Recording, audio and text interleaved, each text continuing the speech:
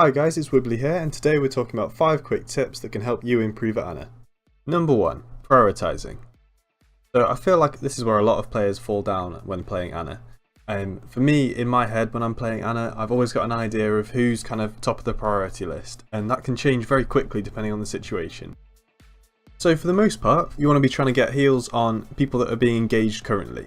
A lot of the time it's going to be your Reinhardt. If you think about Ana, it's not the easiest to always hit that McCree or Genji that's sort of jumping around on your team, so a lot of the time you're going to be most effective healing tanks. The way that the priorities kind of switch is when somebody's ulting, say a Pharah jumps up in the air and starts ulting, immediately you want to change your focus to healing her. Now the nice thing about Ana is that her heal is over time, it's not instant, it's not as soon as it hits your friendly or opponent, it doesn't do damage or heal instantly.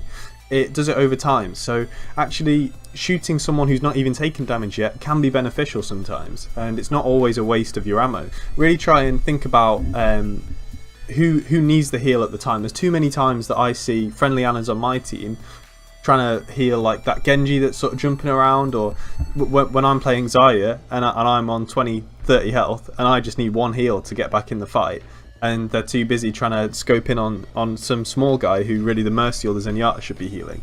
And obviously it depends on your team comp. If you're solo healing as Ana, then it's a little bit different, but most of the time you're going to have a Mercy or a Zenyatta on your team, so that's totally fine. They can deal with the squishies. You're about pocket healing, burst healing. You're the biggest healer in the game, but you can't heal everybody at a time. You don't have a constant stream, so always prioritize, always try and get the people that are ulting, whether that be a soldier or a Pharah, but most of the time you want to be pocket healing and keeping your tanks alive. Number 2, effectively using the bio grenade. The most common mistake I see Ana players make is using the grenade to heal targets that are only a little bit damaged, such as McCree or a soldier, when its real use is helping tanks when they go into battle. So in the clip you can see Reinhardt is getting really low, so I stick the grenade on him, and somehow managed to keep him alive throughout that entire encounter. Now that's the beauty of Ana, but if you're using your grenade on a target that you could just heal with your rifle, you're not going to have that grenade to be able to use when it comes to a team fight. Number 3, positioning. A common misconception about Ana is that because she's a sniper, people think you need to be really far away from the battle. Now, she is a sniper, but she doesn't have tools like Hanzo or Widow where she can quickly get away or quickly get up to a high position in order to snipe from. Really, the problem with being far away with Ana is that you're going to get flanked and picked off by Genji or Tracer or anybody else who might be around the back there.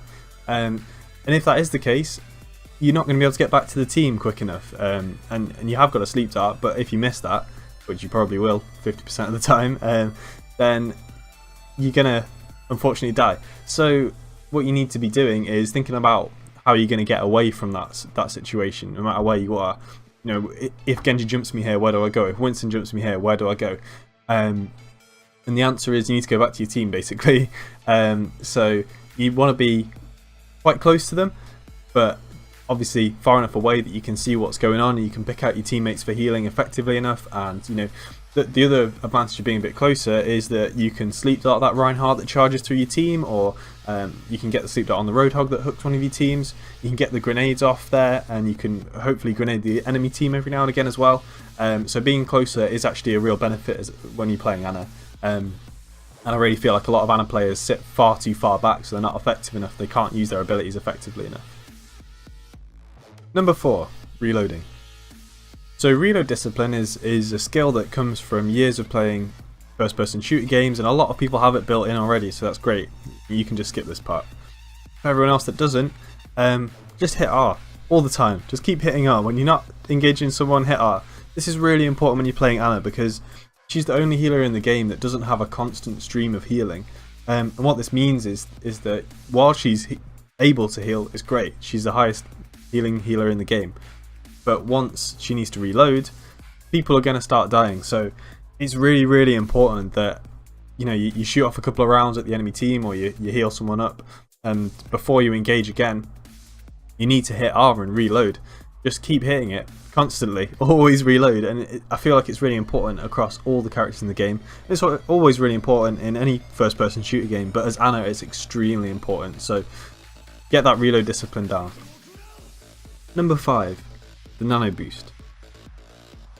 So Ana's ult recently has undergone a change where it no longer provides a speed boost. It used to provide a 50% speed boost, but now all it provides is extra damage and an extra bit of toughness as well. So what you used to do is you used to stick it on Reinhardt, off he goes, he has a great time, clobbers all them bad guys, gets some more.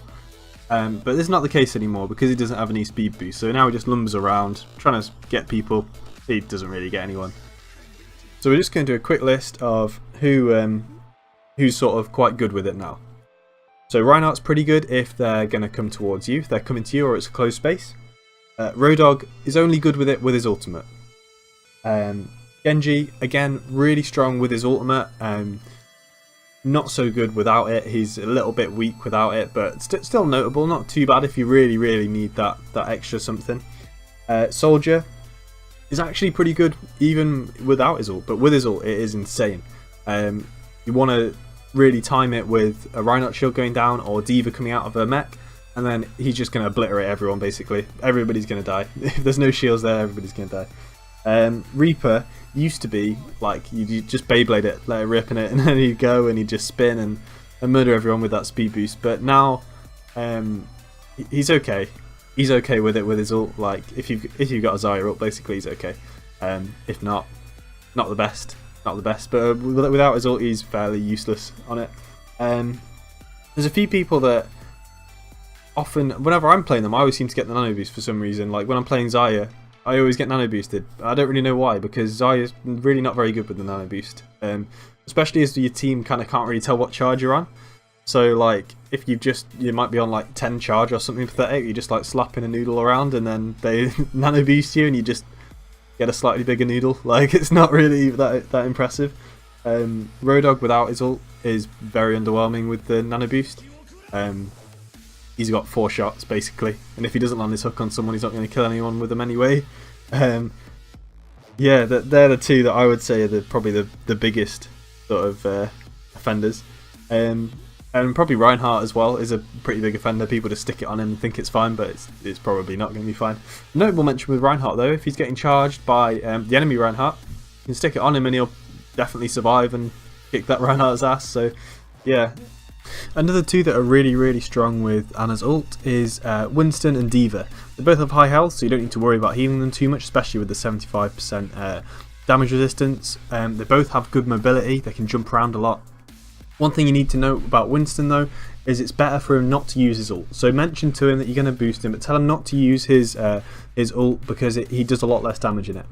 So that's it for my 5 Ana tips. I wanted to try and keep it fairly short, but I've tried to mention tips that haven't really been talked about too much in other videos. Most of them try and sort of detail the numbers and that kind of thing. I know you guys already know that sort of stuff, so I thought I'd try and go with a few slightly more niche tips that I think are really helpful and help me out when I'm playing Ana. So I hope that's been helpful to you. I've been Wibbly, thank you so much for watching, and I'll see you guys in the next one.